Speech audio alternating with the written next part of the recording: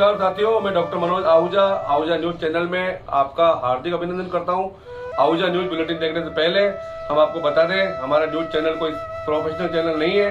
कानून की विशेष जानकारियां दिखाना, मसूदा विधानसभा से संबंधित महत्वपूर्ण खबरें दिखाना और हमसे जो लोग जुड़े हुए हैं, हमारे सब्सक्राइबर्स, हमारे मित्र, हमारे शुभचिंतक, उनसे जुड़ी हुई महत्वपूर्ण खबरें दिखाना हमारे आहूजा न्यूज चैनल की पहली प्राथमिकता में शामिल है।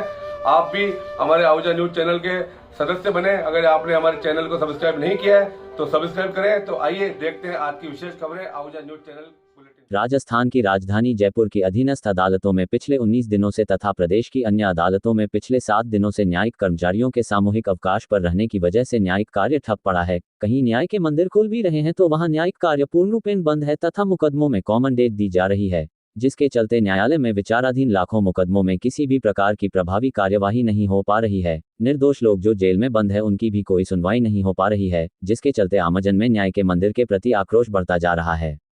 आइए जानते हैं आखिर क्या वजह है जिसकी वजह से न्याय के मंदिर बंद हैं। राजस्थान न्यायिक कर्मचारी संघ जिला शाखा अजमेर के अध्यक्ष ओम प्रकाश टाडा ने बताया कि राजधानी के जयपुर स्थित एनडीपीएस कोर्ट के सहायक न्यायिक कर्मचारी सुभाष मेहरा की दिनांक 10 नवंबर को जज के घर की छत पर अधजली लाश मिली थी, जिस पर कर्मचारी के परिवार वालों को बुलाकर कहा गया कि कर्मचारी द्वारा आत्महत्या की गई है। मृतक के परिवार वालों की ओर से उसकी बहन द्वारा पुलिस थाना भानक्रोटा को एक लिखित रिपोर्ट दी, जिसमें उन्होंने न्यायाधीश द्वारा प्रताड़ित करने व हत्या का संदेह जाहिर करते हुए प्रथम सूचना रिपोर्ट दर्ज करवाने तथा जज के प्रभावशाली होने से सीबीआई से जांच करवाने की मांग की। पुलिस द्वारा उक्त रिपोर्ट दर्ज नहीं करने पर राजस्थान न्यायिक कर्मचारी संघ की जयपुर शाखा ने राजस्थान उच्च न्यायालय के मुख्य न्यायाधिपति को दिनांक 18 नवंबर को 8 सूत्री मांगों का ज्ञापन देते हुए मांगे पूरी नहीं होने तक सामूहिक अवकाश पर रहने की चेतावनी दी। उक्त ज्ञापन देने के 10 दिन बाद भी जब हाईकोर्ट प्रशासन द्वारा कोई निर्णय नहीं लिया गया, तब 30 नवंबर से प्रदेश की सभी अदालतों में भी न्यायिक कर्मचारियों ने अवकाश पर रहने की घोषणा की और उनके अवकाश पर होने की वजह से तब से न्यायिक कार्य पूर्ण रूपेण ठप पड़ा है। राज्य के कई जिलों में न्यायिक कर्मचारियों की मांगों का समर्थन करते हुए बार के पदाधिकारियों ने भी समर्थन की घोषणा कर दी है।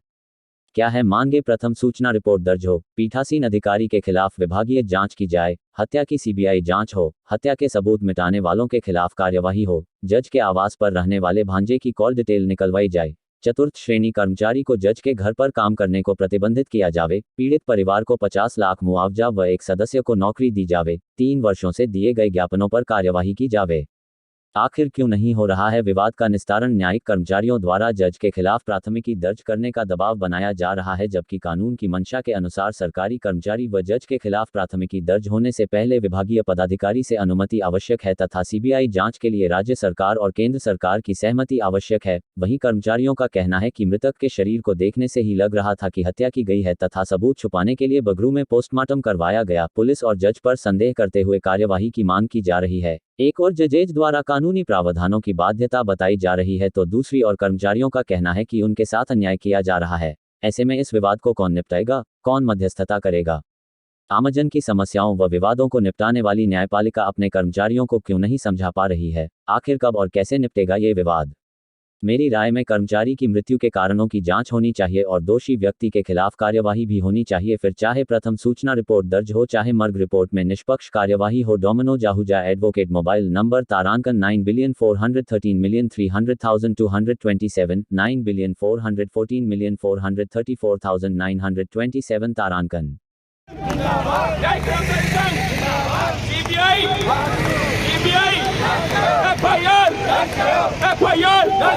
सीबीआई सुभाष मेहरा को न्याय कर्मचारी संघ आवाज दो एफआईआर सुभाष मेहरा को न्याय कर्मचारी संघ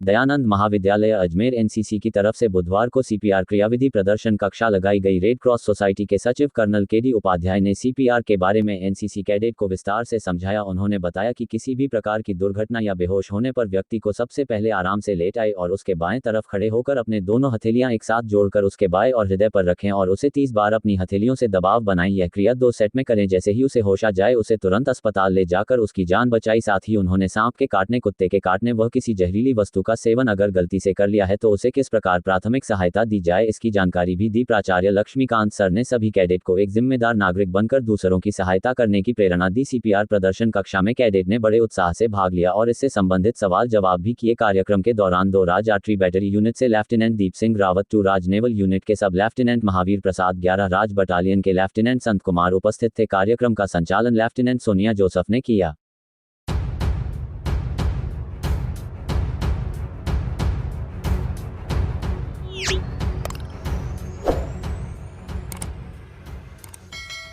लॉयंस क्लब विजयनगर क्लासिक व भंवरी देवी धर्मीचंद बोहरा चैरिटेबल ट्रस्ट विजयनगर के संयुक्त तत्वाधान में एक दिवसीय विशाल निःशुल्क चिकित्सा परामर्श शिविर का आयोजन दिनांक 8 दिसंबर गुरुवार को सुबह 9 बजे से दोपहर 2 बजे तक राजकीय उच्च माध्यमिक विद्यालय के खेल मैदान जामोला में लॉयंस क्लब विजयनगर क्लासिक व भंवरी देवी धर्मीचंद बोहरा चैरिटेबल ट्रस्ट विजयनगर अब कृष्णा हॉस्पिटल भीलवाड़ा के संयुक्त तत्वाधान में होने जा रहा है। लॉयंस क्लब विजयनगर क्लासिक के अध्यक्ष लॉयन आशीष सांड ने बताया कि कृष्णा हॉस्पिटल की अनुभवी team doctor Kailash Kabra, doctor Sangeeta, doctor Subhash Dukiya team द्वारा सेवाएं दी जाएगी।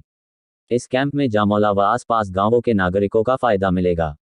इस कैंप में हर्निया, अपेडिक्स, प्रोस्टेट के दूरबीन से ऑपरेशन, स्त्री एवं प्रसूति रोग विभाग निःसंतानता का संपूर्ण इलाज, जननांगों के संक्रमण का संपूर्ण इलाज, परिवार नियोजन परामर्श एवं ऑपरेशन, बच्चेदानी से संबंधित इलाज, गर्भधारण से लेकर प्रसव तक महिलाओं की संपूर्ण देखभाल, हृदय रोग विभाग, अचानक सीने दर्द, घबराहट, पसीना आना, सांस फूलना, रक्तचाप का बना कम होना, जिनकी एंजियोप्लास्टिक बाईपास हुआ, आदि बीमारियां का निःशुल्क इलाज व परामर्श इस कैंप में किया जाएगा। चिरंजीवी योजना के तहत निःशुल्क ऑपरेशन भी किए जाएंगे। लॉयंस क्लब विजयनगर क्लासिक अध्यक्ष आशीष सांड द्वारा जामोला व आसपास के क्षेत्र वासियों से अपील की गई कि निःशुल्क चिकित्सा परामर्श शिविर का ज्यादा से ज्यादा लाभ ले।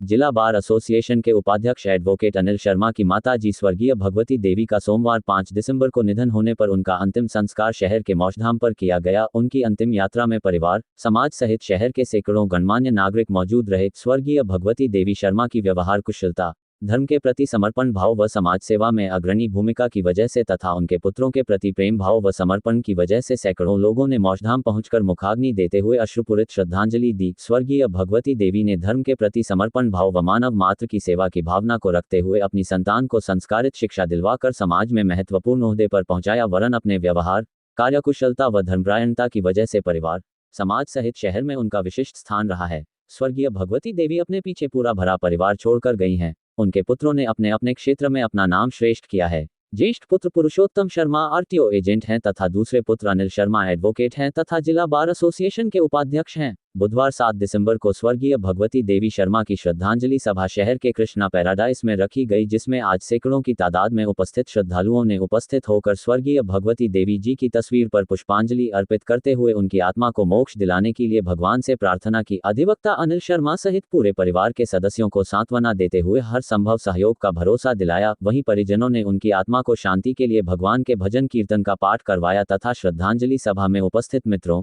शुभचिंतकों व पारिवारिक सदस्यों का आभार व्यक्त किया। श्रद्धांजलि सभा में उपस्थित वरिष्ठ सदस्यों ने बताया कि स्वर्गीय भगवती देवी ने अपना पूरा जीवन अपने अपने परिवार की उन्नति में लगाया, बच्चों को संस्कारित शिक्षा दिलवाई, पूजा पाठ व धार्मिक कार्यक्रमों में बढ़ चढ़कर हिस्सा लिया। उन्होंने बताया कि जैसा उनका व्यवहार था वैसा ही व्यवहार उनकी संतानों का है। इनके पुत्र भी अपने स्वर्गीय पिता की तरह पूरा मान सम्मान देते हुए उनकी यथासंभव मदद करते हैं। श्रद्धांजलि सभा में आज बड़ी संख्या में जयपुर, अजमेर, ब्यावर, केकड़ी, किशनगढ़, भिनाय, विजयनगर सहित व प्रदेश के अन्य स्थानों से आए हुए श्रद्धालुओं व पारिवारिक मित्र इस बात की पुष्टि कर रहे थे कि जैसा व्यवहार स्वर्गीय भगवती देवी का था वैसा ही व्यवहार उनके पुत्रों सहित अन्य उत्तराधिकारियों का है, जो सही मायने में एक अच्छे इंसान के जीवन भर की कमाई हुई पूंजी है।